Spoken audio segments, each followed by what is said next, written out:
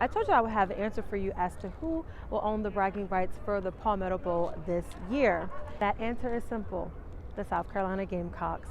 I will say the game started off very slow for the Gamecocks as they had penalties that killed their momentum.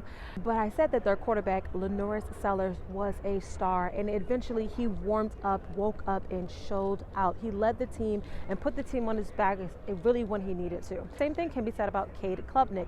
He came out and really carried the team, putting up the 2 touchdowns that they had in this game. The score was 17-14 at the end, and it ended in a thriller.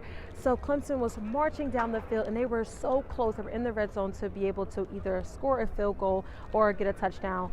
But an interception happened at the very last minute, which sealed the win for the Gamecocks with 10 seconds left on the clock. I will say this was a very hard-fought game. They both had to show up and show out. It was a really chilly day, and when I say that the magnitude of the fans and the volume that was in this place today really sang numbers. The Gamecocks looked nice and sleek in their uniforms on their side, and Clemson wore their monochromatic orange. And although it was not the success that they wanted it to be, it was a success for the Gamecocks as they are able to notch another win with this rivalry. So the record now will be 73-44.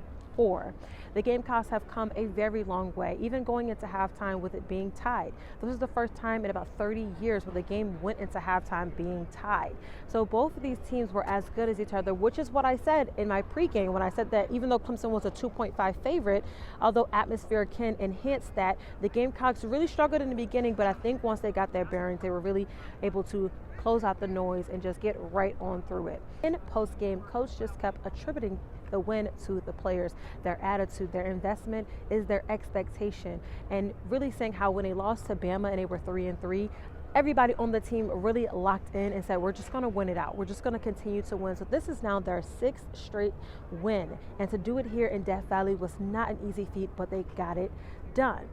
As I said before, there were a lot of penalties that killed their momentum, especially defensive penalties. Clemson was very good by having minimum penalties, if any, and they were able to really use their running game. Both teams had to use their running game more this game because throwing the passes with man-to-man coverage was just too much for both sides to handle.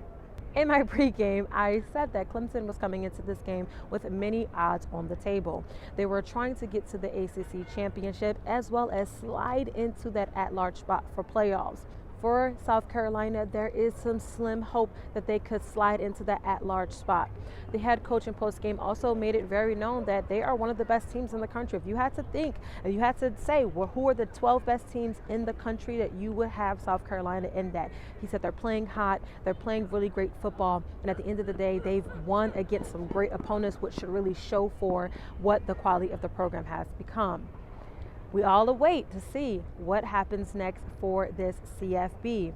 For now, the Gamecocks are going to leave Death Valley with a win and have a great ride home as they await the winners and the rest of the projections for the playoffs. As always, make sure you're liking, sharing, and subscribing on all social media platforms at PG Love Sports, and I'll see you on the next one.